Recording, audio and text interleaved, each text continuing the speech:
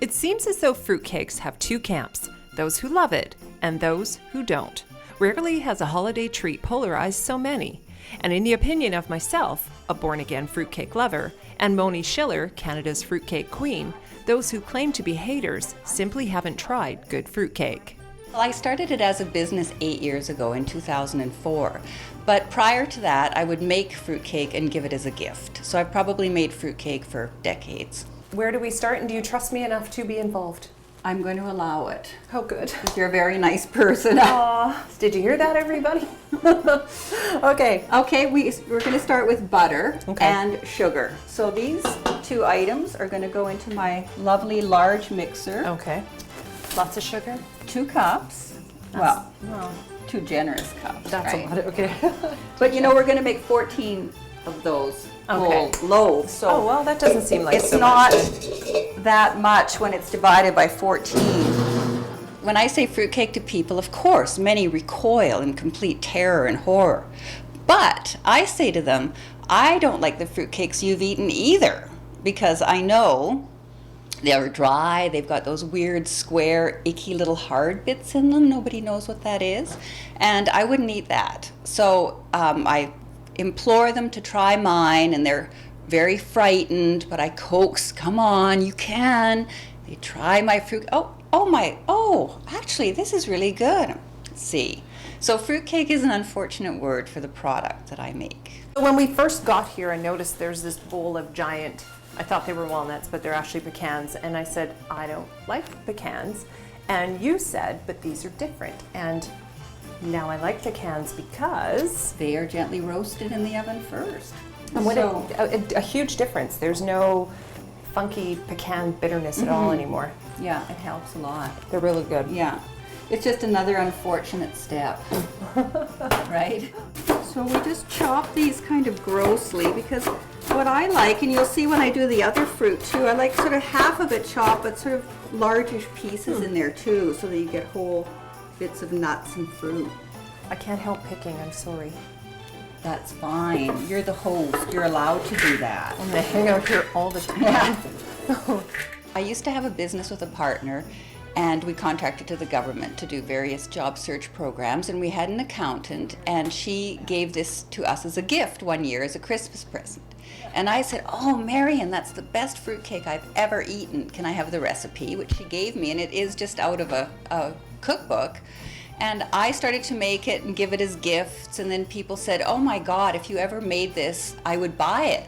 So foolishly, I let those few words guide me into the fruitcake business.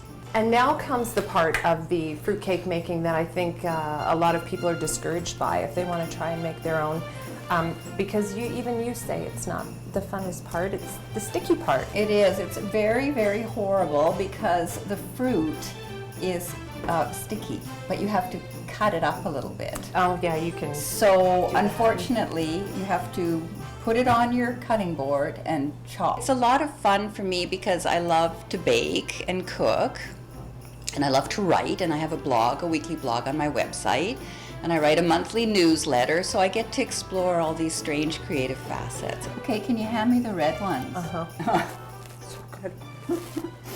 Thank you. Now those I have to measure. No, I was going to say that's a lot of cherries. The only thing that I caution people with about making it is I have never found a recipe that makes 2 or 3 fruitcakes.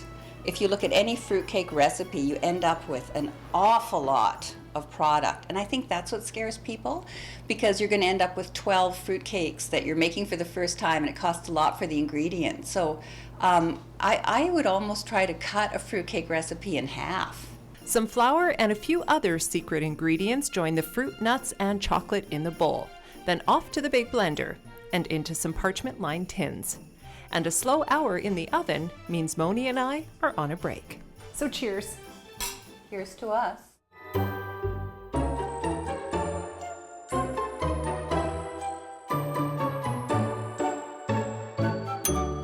Now is where we get to see all of our hard work. The fruitcakes are going to come out of the oven.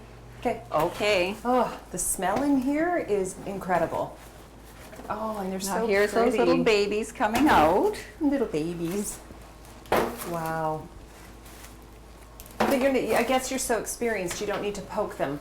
I just kind of feel the top, and if they're firm, that's it. So here's our baked fruit cakes. Okay.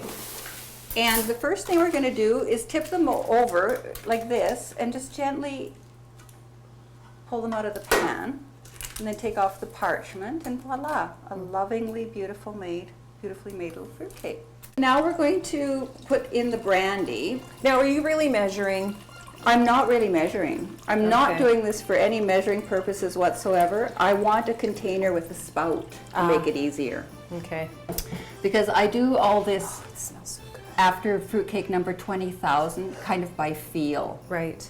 So I just know when this thing is drank all know. of the brandy that it can. So this is what happens to a fruitcake after it's been basking in the water That's of life. right. This is the finished product, all nice and dense with fruit, nuts, and chocolate.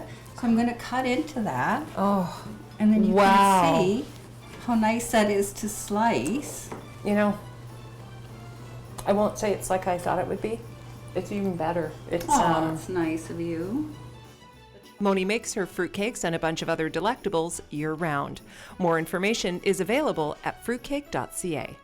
From Kelowna for Shaw, I'm Tammy Williams.